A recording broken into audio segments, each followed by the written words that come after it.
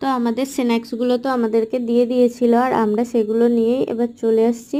এবার আমরা একটু টেস্ট করে দেখব। প্রথমে অর্পিতাদিকে বললাম তুমি একটু টেস্ট করো। আর আমরা একটা নিয়েছিলাম হটডগ আর একটা রোল টাইপ নিয়েছিলাম। তো প্রথমে হটডগটা অর্পিতাদি টেস্ট করছিল। তো এটার থেকে রোলটা আমাদের বেশি ভালো লেগেছে। আর হটডগটা তো ভালো ছিল। তো যাই হোক, প্রথমে অর্পিতাদি টেস্ট করলো, বলল ভালোই খেতে।